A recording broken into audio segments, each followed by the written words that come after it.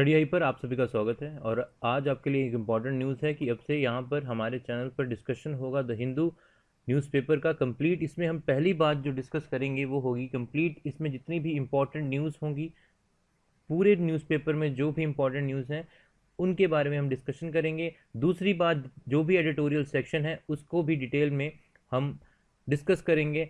तो बहुत ही इम्पॉर्टेंट एक वीडियो हम आपके लिए लेके आए हैं। तो आप आराम से बिना किसी न्यूज़पेपर की रीडिंग को आप डेली न्यूज़पेपर रीड कर सकते हैं हमारे साथ और जान सकते हैं कि कौन कौन सी इंपॉर्टेंट न्यूज़ हैं और क्या एडिटोरियल डिस्कशंस में चल रहा है आजकल। ठीक है, तो चलिए सबसे पहली बात, हम न्यूज़ जितनी भी इंपॉर्टेंट न्यूज़ हैं उनको डिस्कस करेंगे, उसके बाद एडिटोरियल डिस्कशन शुरू करेंगे। तो चलिए देर ना करते हुए सबसे पहली इंपॉर्टेंट न्यूज़ जो है वो आज की, देखिए नोटा ऑप्शन को कहा गया है कि वो राज्यसभा पोल्स में रहेंगे। अभी अभी सुप्रीम कोर्ट ने एक फैसला दिया है कि राज्यसभा पोल्स में नोटा बरकरार रहेगा। नोटा है क्या आपका, जब भी इलेक्शन में आप वोट देने जाते थे, ठीक है, तो आपको पता होगा कि एक उस पर मशीन पर ऑप्शन आती है नोटा की। ठीक है, none of the above option मतलब ऊपर दिए गए जितने भी कैंडिडेट हैं वो आपको पसंद नहीं है। ठीक है, तो वो ऑप्शन थी, तो उसे राज्यसभा पोल्स जो होने वाले हैं उनके लिए भी लागू किया, क्योंकि एक्चुअली प्रॉब्लम क्या थी कि जो बीजेपी है और जो कांग्रेस है वो चाहते थे कि नोटा की ऑप्शन को हटाया जाए। ठीक है, और क्यों हटाया जाए उसके बारे में हम एडिटोरियल सेक्शन में कंप्लीट डिस्कशन करेंगे इसके बारे में। ठीक है, बट आपको ये फुल फॉर्म इसकी आनी चाहिए और ये भी बताएंगे कि नोटा को कब लागू किया गया था। ठीक है, ये भी इंपॉर्टेंट है, नोटा को 2004 में लागू किया गया था, ये ज़रूर याद रखिएगा। ठीक है, तो एक्स्ट्रा नॉलेज भी आप साथ साथ लीजिए और इसके अलग से हम कंप्लीट डिस्कशन करेंगे। ठीक है, वीडियो के मिड में, कि जब हमारा एडिटोरियल सेक्शन आएगा। ठीक है, तो इस चीज़ का ज़रूर ध्यान रखिएगा। ठीक है, तो एक और बात, अगली इंपॉर्टेंट न्यूज़ है कि सुषमा स्वराज जो हमारी विदेश मंत्री हैं, उन्होंने अभी भी कहा गया है, ठीक है, एक्सटर्नल अफेयर मिनिस्टर जो हैं, सॉरी, वो उन्होंने उनके द्वारा कहा गया है कि we should be prepared for war but is not a solution शिटल्स राज्यसभा। अभी राज्यसभा उनका बयान जो आया है कि हमें लड़ाई के लिए तैयार रहना चाहिए। और वो इस तरह से क्यों कह रही हैं, क्योंकि चाइना ने काफ़ी एग्रेसिव अपनी पॉलिसी अपनाई है डोकलाम में। ठीक है, तो वहाँ पे चाइना अभी भी एग्रेशन में है, वो कह रहा है इंडिया को कि आप अपनी आर्मी को पीछे हटाइए। ठीक है, इसके ऊपर भी एडिटोरियल सेक्शन में एडिटोरियल आएगा तो उसमें भी हम अच्छे से उसका डिस्कशन करेंगे। लेकिन अभी के लिए आप इतना याद रखिएगा कि हमारी जो सुषमा स्वराज हैं वो आपकी एक्सटर्नल अफेयर मिनिस्टर हैं। तो चलिए आगे बढ़ते हैं। आगे इंपॉर्टेंट न्यूज़ एक और है कि देखिए चिल्का लेक, जो आपकी चिल्का लेक सभी लोग जानते हैं। ठीक है, जो चिल्का लेक में प्रॉब्लम हो गई है, वहाँ की जो मेन है कमर्शियल फिश जो थी, जहाँ से मतलब इनकम का सोर्स था, उस पर अभी डेप्लीशन का खतरा छा गया है, मतलब उसको लुप्त होने की कगार पे है। क्यों? क्योंकि काफ़ी ज़्यादा जो फिशिंग हो रही है कमर्शियल फिश की छिलका लेक में, और एक्चुअली जो बड़े बड़े ट्रक्स आते हैं, जो ट्रॉलेज आते हैं जिनके पास नेट होते हैं छोटे छोटे, जो जिससे वो पकड़ते हैं, एक्चुअली आजकल क्या हो गया है, बहुत बड़े बड़े ट्रॉले चल पड़े हैं। ठीक है, तो जब वो क्या करते हैं,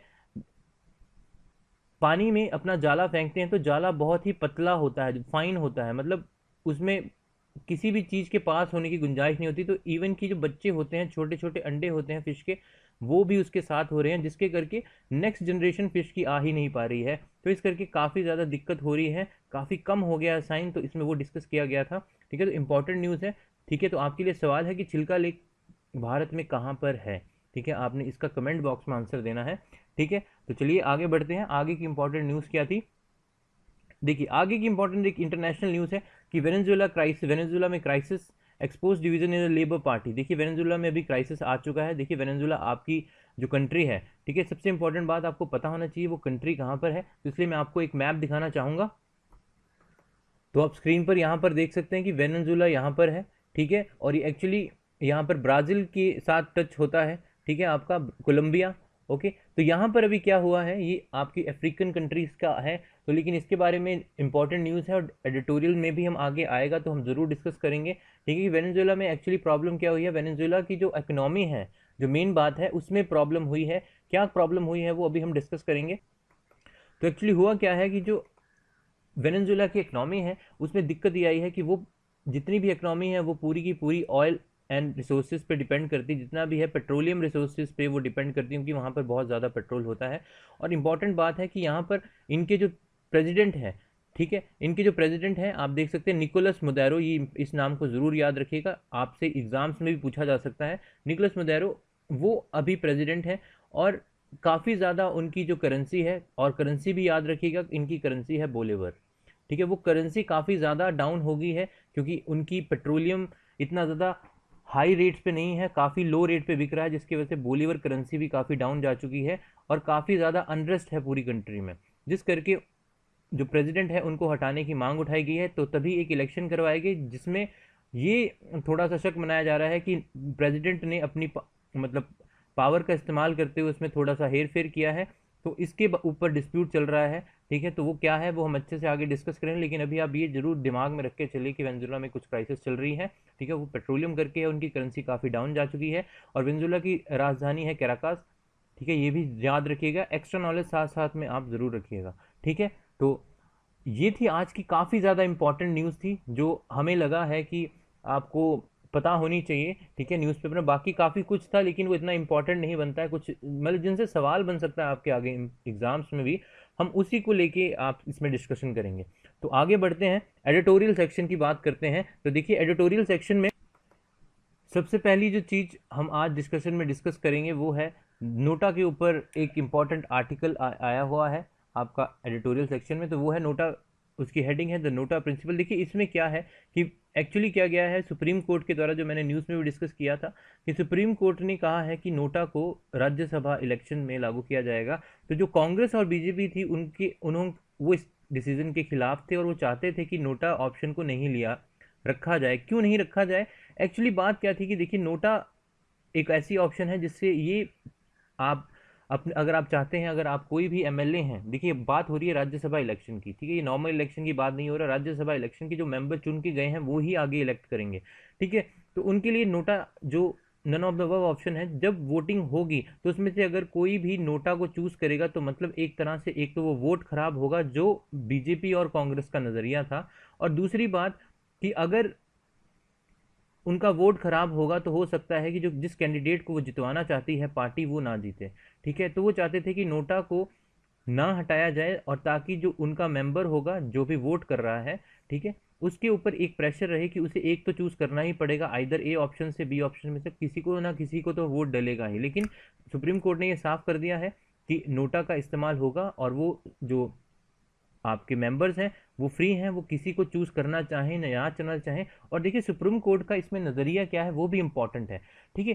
कांग्रेस और बीजेपी तो ये चाहते हैं, इसमें ये डिस्कस किया गया है, ये देखिए आर्टिकल है, ठीक है, इसमें डिस्कस किया गया है कि वो तो चाहेंगे ही कि वोट डले, लेकिन जो सुप्रीम कोर्ट था वो ये चाहता है कि इतना फ्रीडम हो कि आप अपनी मर्जी से अपना मतलब अगर आपको पसंद नहीं है कैंडिडेट तो आप उस चीज़ को मतलब दर्ज करा सकें। तो वो किस तरीके से दर्ज कराएंगे, वो है नोटा के थ्रू अपना प्रोटेस्ट आप दर्ज करा सकते हैं। और एक और बात इसमें जो समझने वाली है कि जो भी चीज़ है वो नैतिक तौर पर, मतलब इसमें कोई ये नहीं है कि अगर आप देखिए सारे के सारे अगर वोट नोटा को ही डले, यहाँ पर इसमें यही डिस्कशन किया गया है कि सारे वोट अगर मान लीजिए मतलब मैक्सिमम वोट नोटा को डले और बहुत ही कम वोट जो मेंबर्स खड़े हैं इलेक्टेड होने के लिए उनको गए हैं, लेकिन ये नहीं होगा कि नोटा के ही जीते जाएंगे, मतलब नोटा अगर ज़्यादा आया तो वो कैंसिल हो जाएगा, ऐसा कुछ नहीं है। देखिए नोटा सिर्फ होगा कि एक नैतिक तौर पर कि आप अपना विरोध दर्ज करा सकते हैं कि जो भी आपने कैंडिडेट खड़ा किया है वो किस छवि का है, अच्छी छवि, अगर बुरी छवि का है तो आप नोटा पे बटन दबा सकते हैं और ये नैतिक तौर पर पार्टियों के लिए एक मैसेज जाएगा, ठीक है, उसमें कुछ कैंसिल नहीं कर पाएगा लेकिन एक मैसेज जरूर जाएगा कि आपने जो कैंडिडेट उतारा था इलेक्शन के लिए वो हमें पसंद नहीं है, ठीक है। तो एक तरह से थोड़ा नैतिक मतलब मॉरली वो चाहते हैं कि सारी पार्टियां अच्छे कैंडिडेट्स को उतारें, और ये भी यही इसी चीज़ को बढ़ावा दे रहा है सुप्रीम कोर्ट इस डिसीजन को देखे कि नोटा को राज्यसभा इलेक्शंस में लागू किया जाएगा। तो ठीक है, इस चीज़ का ध्यान रखिएगा, ठीक है। और ये इंपॉर्टेंट अच्छी बात भी है देखिए, क्योंकि अगर अच्छे कैंडिडेट्स को उतारेंगे तो नोटा जैसी ऑप्शन की ज़रूरत ही नहीं है। तो नोटा को इसलिए लाया गया है कि नैतिक तौर पर, ठीक है, पार्टीज इस बारे में सोचें कि उन्हें कैसे कैंडिडेट को इलेक्शन में उतारना, चाहे वो राज्यसभा का इलेक्शन हो चाहे वो लोकसभा का इलेक्शन हो, ठीक है। तो इसमें यही डिस्कशन था, ठीक है। तो आगे बढ़ते हैं, अगला जो हमारे पास एडिटोरियल है, ठीक है, वो है आप उसका हेडिंग है देख लीजिए आप, it's time to enact an anti lynching law. देखिए एंटी लिंचिंग लॉ क्या होता है, देखिए एंटी लिंचिंग लॉ का मतलब होता है, देखिए आप बहुत सारी न्यूज़ सुनते होंगे कि भीड़ ने किसी पर्सन को पकड़ के बहुत पीटा, ठीक है, चाहे कुछ भी गलती हुई हो, ठीक है, वो सब जितनी भी ये सब चीज़ें होती हैं आप न्यूज़ में देखते हैं, तो उसको कैसे एक कानून के तहत रोका जा सकता है। ठीक है, और ये कह रहे हैं कि ये समय आ चुका है कि आपको ऐसा लॉ लाना होगा जो एंटी लिंचिंग लॉ होगा। तो इसी में उसी के बारे में डिस्कशन किया गया है। तो क्या है वो डिस्कशन, अभी इसी बारे में हम डिस्कस करेंगे। तो ये जो आर्टिकल है, ये जो लिखा गया है, ये लिखा गया है सी संपत्ति के द्वारा लिखा गया है। ठीक है, तो इसमें क्या डिस्कशन किया गया है, देखिए जो भी एंटी लिंचिंग होती है, ठीक है, इसके खिलाफ आप लॉ चाहते हैं। लिंचिंग जो होती है, लिंचिंग मैंने आपको भी जो बताया, देखिए जैसे जैसे भीड़ उग्र हो जाती है, जैसे कोई भी चोर पकड़ा जाता है उसी को पीट दिया जाता है बिना पुलिस को दिए हुए, और भी बहुत सारे केसेस होते हैं रिलीजन के नाम पे। देखिए भारत एक बहुत ही बड़ा डाइवर्सिफाई नेशन है। ठीक है, बहुत ही सारे रिलीजन है, बहुत ही सारे अलग अलग तरह के कल्चर हैं। तो कभी कभार बहुत ही सेंसिटिव है एक तरह से, अगर कुछ भी छोटा ऐसा होता है तो भीड़ उग्र होके, बहुत बार आपने न्यूज़ में सुना होगा कि भीड़ ने आग लगा दी, दो एरिया में लड़ाई होगी, लोग काफ़ी लड़ रहे हैं, ठीक है, और किसी एक पर्सन की पिटाई कर देती है भीड़। ठीक है, बिना कोई लॉ के तहत, मतलब बिना किसी प्रोसीजर में, देखिए ना ही पुलिस को बुलाया जाता है, खुद ही फैसला कर लिया जाता है। तो इस चीज़ के खिलाफ वो कह रहे हैं कि कानून लाना चाहिए। ठीक है, और ये वो क्यों कह रहे हैं, देखिए इस आर्टिकल में यहाँ पर डिस्कशन किया गया है कि एक वेबसाइट है, ठीक है, उसके उसके डाटा के तहत ये बता रहे हैं कि तकरीबन 2010 से लेकर 2017 तक आते आते अभी तक 28 केसेस ऐसे हैं जहां पर ये चीज़ हो चुकी है। तो इस चीज़ को कंट्रोल करना बहुत ही ज़रूरी है। और जो राइटर हैं वो साथ में ये भी कह रहे हैं कि अभी तक 28 केसेस तो आ चुके हैं जिनमें मतलब लोग मर चुके हैं इस वजह से, और टोटल 63 आ चुके हैं। और जो अभी एनडीए की सरकार चल रही है उसके दौरान भी काफ़ी ज़्यादा केसेस आए हैं, और मेनली वो आए हैं काउ लिंचिंग की वजह से। तो आप अभी न्यूज़ में भी सुनते होंगे कि काफ़ी, अगर एक कोई गाड़ी गाय से भरी हुई, मतलब गाय को लेके इधर से उधर जा रही है, तो लोग उस गाड़ी को रोक के उसमें तोड़ फोड़ करते हैं, वहीं पे उसकी उस ड्राइवर के साथ मारपीट की जाती है। तो इन चीज़ों को कह रहे हैं कि एनडीए सरकार है वो फेल हुई है। तो उनको इस बारे में वो पहली बात जो कह रहे हैं, तो इसकी ओर वो ध्यान खींचना चाह रहे हैं कि सरकार विफल हुई है अभी तक, इस वजह से उन्हें इस पे काम करना चाहिए, कानून लेके आना चाहिए। और वो साथ में इस चीज़ को भी जोड़ रहे हैं कि इसमें जो मारे गए हैं वो लगभग 100 अगर लोग मारे गए हैं तो उसमें से मान लीजिए 86% जो हैं वो मुसलमान मारे गए हैं। तो काफ़ी वो सवाल उठा रहे हैं एनडीए के ऊपर कि वो एंटी मुस्लिम थोड़ा सा चल रही है। इस एडिटोरियल में वो भी डिस्कस किया जा रहा है। साथ ही में वो इस चीज़ पे जोर दे रहे हैं कि इस चीज़ को कैसे किया जा सकता है। तो वो पहली बात जो सजेशन दे रहे हैं वो कह रहे हैं कि रिफॉर्म लाने होंगे हमें। ठीक है, किस चीज़ पे रिफॉर्म लाने होंगे, हमें अपनी पुलिस की जो पूरा सिस्टम है उसमें रिफॉर्म लाना होगा, सिस्टम में रिफॉर्म लाना होगा। दूसरी बात है जो सोसाइटी है, सोसाइटी में एक तरह का जागरूकता लानी होगी कि अगर कोई ऐसा केस होता है तो पहले आप उसे पुलिस पे की ओर दीजिए, फिर लॉ के तहत उस पर कार्रवाई की जाएगी, और अगर लॉ उस पर बनाएंगे तभी तो उस पर कार्रवाई कर पाएंगे। तो इस चीज़ पर इस पूरे आर्टिकल में जोर दिया गया है। तो ओके, आगे क्या कह रहे हैं, आगे वो ये बता रहे हैं कि एक एक्ट है जिसका नाम है NCAML draft protection from lynching act 2017, लेकिन वो इतना अभी तक मतलब वो कहेंगे इतने उसके रिसोर्सेज नहीं है कि वो सभी को सज़ा दिला सके जो भी ये चीज़ गलत कर रहे हैं। ठीक है, तो एक अच्छे कानून की ज़रूरत है। तो इस आर्टिकल में यही डिस्कस किया गया है। तो मैं यही कहूँगा कि अपनी जो मेरी पर्सनल राय है कि आपको मतलब जो भी लोग भीड़ में उग्र होकर ये काम करते हैं, तो आप आपके लॉ में विश्वास रखिए, कॉन्स्टिट्यूशन में विश्वास रखिए, और उसी हिसाब से सज़ा दीजिए जिस तरह से कानून है। अपने आप कानून को हाथ में मत लीजिए। ठीक है, तो चलिए आगे बढ़ते हैं, आगे डिस्कस करते हैं अगला एडिटोरियल कौन सा है।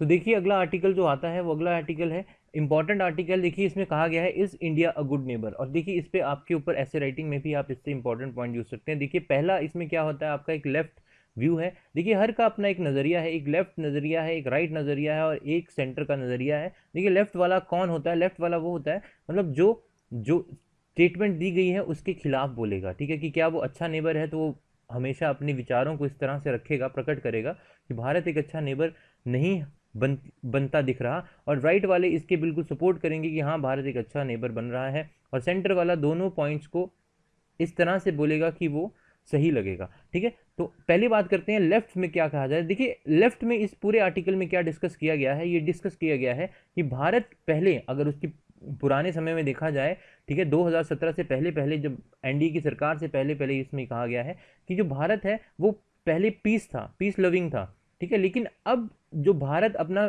शिफ्ट कर रहा है, कंट्रोल शिफ्ट कर रहा है, वो अपनी सिक्योरिटी के ऊपर ज़्यादा शिफ्ट कर रहा है।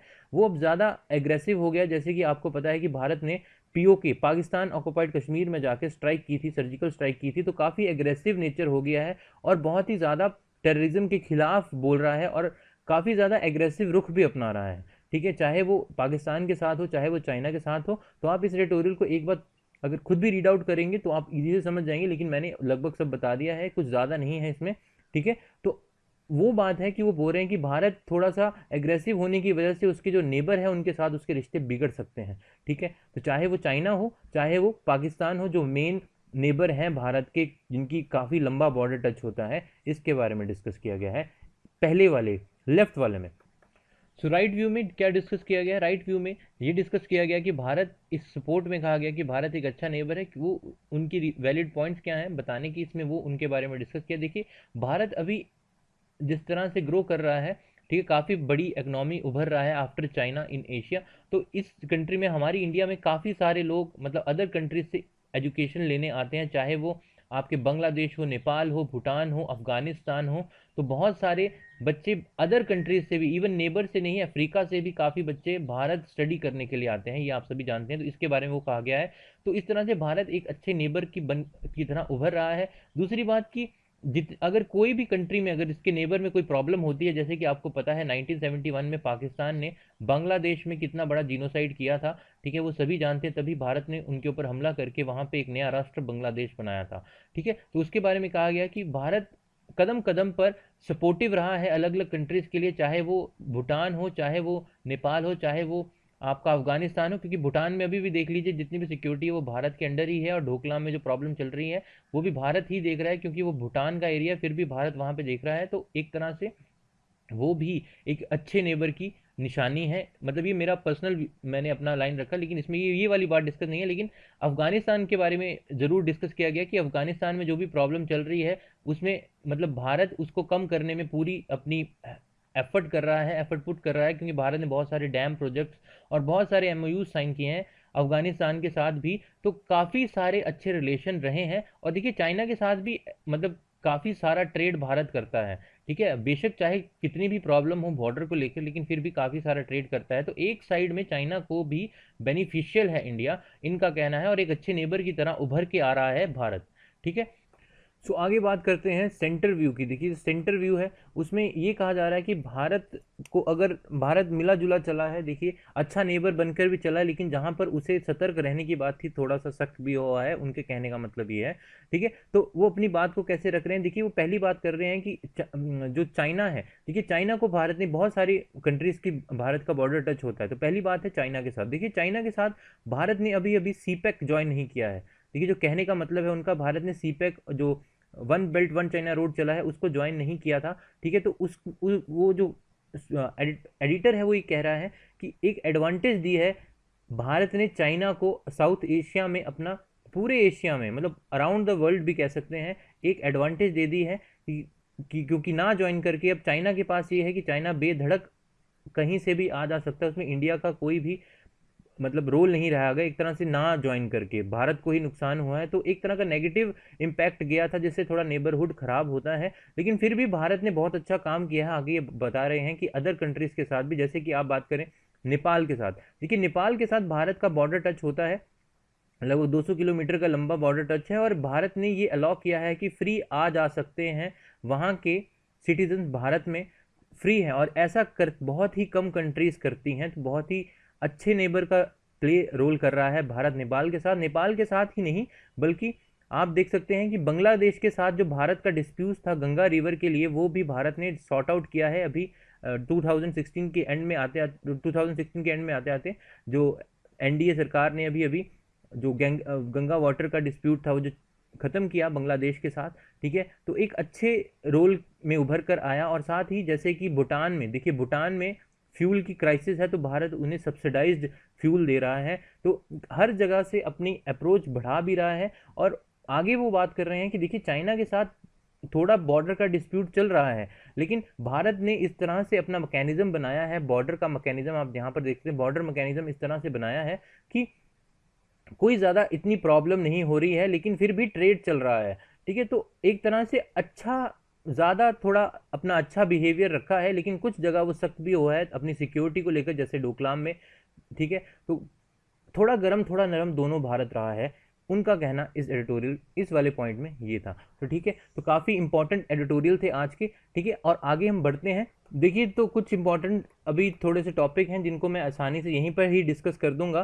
ठीक है, उनके लिए मैंने स्लाइड्स नहीं बनाई हैं। ठीक है, तो देखिए एक यहाँ पर है आपका हाफ डन रिफॉर्म करके, आप न्यूज़पेपर भी देख सकते हैं। और देखिए आपको न्यूज़पेपर का लिंक टेलीग्राम पे हम आपको दे देंगे, तो आप टेलीग्राम पर हमें ज्वाइन कर सकते हैं, या फिर आप हमारा व्हाट्सएप ग्रुप भी ज्वाइन कर सकते हैं। वहाँ पर आपको फ्री द हिंदू न्यूज़पेपर मिल जाएगा। ठीक है, वहाँ से डाउनलोड कर सकते हैं। ठीक है, तो आप आराम से न्यूज़पेपर पढ़ भी सकते हैं अगर आप पढ़ना चाहें। ठीक है, डिस्कशन तो हम कर ही रहे हैं। तो देखिए ये जो है हाफ डन रिफॉर्म में, इसमें क्या गया है कि आपको पता ही है कि पेट्रोल को भारत ने क्या, पेट्रोलियम जितना भी पेट्रोल होता है उसको इंडियन गवर्नमेंट ने क्या कर दिया, वो मार्केट के ऊपर छोड़ दिया। मतलब उसका रेट जो होगा अब सरकार तय नहीं करती है, वो मार्केट पे ही डायरेक्टली तय होता है। और अभी अभी 5 सिटीज़ में एक ट्रायल भी किया गया था कि डायरेक्ट इंटरनेशनल मार्केट से उसे जोड़ा जाएगा कि जितने भी रेट्स अप्स एंड डाउन होते हैं डेली, तो रोज़ आपका रेट चेंज होगा ऑयल का। ठीक है, ये तो आपको पता ही होगा। ठीक है, इसमें यही वो बात की। लेकिन अब सरकार ये सोच रही है कि जो आपकी कुकिंग गैस होती है, ठीक है, एलपीजी, उसको भी डीरेगुलेट कर दिया जाए और ये डायरेक्ट मार्केट के साथ जोड़ दी जाए। इसकी वजह से क्या होगा कि इसकी वजह से सरकार को, मतलब सब्सिडी देने से सरकार बचेगी। ठीक है, दूसरी बात कि रोज रेट चेंज होने की वजह से एक सरकार को भी मुनाफा ज़्यादा होगा, क्योंकि देखिए जितना अगर रेट बढ़ रहा है तो पैसे उतने ज़्यादा ही प्रॉफिट सरकार को भी होगा ही कहीं ना कहीं। ठीक है, तो एक बात है कि फ्री कर देना, सीधे मार्केट पे डिपेंड कर देना, लेकिन अभी भी कंप्लीट पॉलिसी नहीं है कि किस तरह से करना है, क्या करना है। तो इस आर्टिकल में सिर्फ इतनी सी डिस्कशन किया गया है कि एक तरह से रिफॉर्म तो किया गया है, लेकिन पूरा नहीं है, हाफ डन रिफॉर्म है। ठीक है, तो इसमें इतना ही था।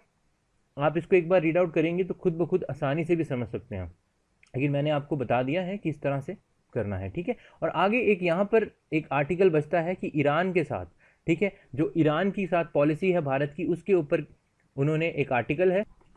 तो देखिए जो आर्टिकल है वो है द ईरान क्वेश्चन। ठीक है, जो ईरान का क्वेश्चन क्या है, देखिए आपको एडिटोरियल की हेडिंग से ही वैसे आइडिया लग जाता है अगर आप डेली न्यूज़पेपर पढ़ते हैं कि क्या बात होगी।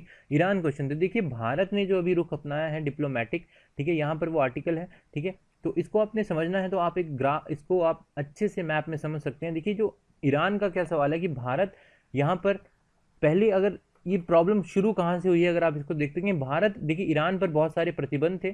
ठीक है, पहले से बहुत सारे प्रतिबंध थे जिसके करके क्या था, ये बहुत कम ट्रेड कर रहे थे, लेकिन उस समय भारत और चाइना ने बहुत मदद की है ईरान की। ठीक है, और यहाँ पर एक पोर्ट भी भारत डेवलप कर रहा था, लेकिन और साथ में नेचुरल गैस की भी और पेट्रोलियम प्रोडक्ट की भी खोज कर रहा था। और भारत ने ये प्रस्ताव भी दिया था ईरान को कि हम वहाँ पर आकर आपके, हम पेट्रोल की खोज करेंगे और भी ज़्यादा जितनी भी हो सके गैसेस की खोज करेंगे। और ईरान की उस वक्त मदद की, लेकिन ईरान के ऊपर सेंक्शन हटने के बाद ईरान ने कहा कि नहीं, हमें आपकी इतनी हेल्प की ज़रूरत नहीं है और हम अपने हिसाब से ही पेट्रोल का रेट रखेंगे। तो भारत को काफ़ी सेटबैक हुआ था। लेकिन अब क्या हुआ है कि भारत ने जो अपनी डिप्लोमेटिक नीति अपनाई है उसके करके क्या हुआ, भारत ने सऊदी अरेबिया के साथ अच्छे रिश्ते बनाए हैं। ठीक है, भारत ने और कंट्रीज़ के साथ भी अच्छे रिश्ते बनाए हैं, और स्पेशली इसराइल, ठीक है, स्पेशली इसराइल के साथ जो रिश्ते अच्छे बनाए हैं, क्योंकि इसराइल जो है और सऊदी अरेबिया जो है वो ईरान के साथ नहीं बनती, क्योंकि यहाँ पर उनकी एक रिलीजियस प्रॉब्लम है जो है शिया और सुन्नी की। ठीक है, इस वजह से ईरान की बिल्कुल भी नहीं बनती है, और ईरान इसी को देख रहा है कि भारत ने अपना रुख कैसे बदला है, तो उसी तरह से अब ईरान ने भी अपना रुख बदलना शुरू कर दिया है।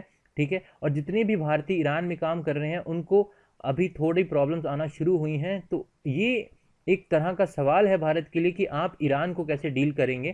ठीक है, क्योंकि भारत के रिश्ते अमेरिका के साथ भी अच्छे हैं, और अमेरिका के इसराइल का तो काफ़ी अच्छी बनती है, और इसी तरह सऊदी अरेबिया के साथ भी बनती है। तो भारत अब उसी एक अलाइन को फॉलो करने वाला है। तो किस तरह से ईरान पे असर पड़ेगा और ईरान क्या रिएक्ट करेगा इस आर्टिकल में, उसके ऊपर डिस्कशन किया गया है। तो ठीक है, और कुछ ज़्यादा खास नहीं था इसमें, तो इसलिए मैंने इसको यहीं पर डिस्कस कर दिया। और आगे से अगर आप कोई इसमें चेंजेस चाहते हैं तो हमें ज़रूर बताइएगा, हम उन चेंजेस को ज़रूर ऐड करेंगे अपनी वीडियो में। और अगर आपको ये एडिटोरियल डिस्कशन और द न्यूज़ एनालिसिस पसंद आई है तो हमारी वीडियो को ज़रूर लाइक कीजिएगा, और चैनल को अगर आपने सब्सक्राइब नहीं किया है तो चैनल को ज़रूर सब्सक्राइब कर दीजिए, ताकि हम और भी अच्छी वीडियो ला सकें। और इस वीडियो को ज़्यादा से शेयर कीजिए, ठीक है। और अगर आपको इसकी पीपीटी चाहिए तो आप हमें ज़रूर ज्वाइन कर सकते हैं, और फ्री न्यूज़पेपर के लिए आप हमें ज्वाइन कर सकते हैं 9857861731 पर। ठीक है, तो आपको वहाँ पे द हिंदू न्यूज़पेपर फ्री में मिलेगा। ठीक है, तो आप वहाँ से डाउनलोड कर सकते हैं, न्यूज़पेपर को रीड आउट कर सकते हैं। तो व्हाट्सएप ग्रुप को ज्वाइन कर लीजिए। ठीक है, सो आज के लिए इस एडिटोरियल सेक्शन में इतना ही। Thank you.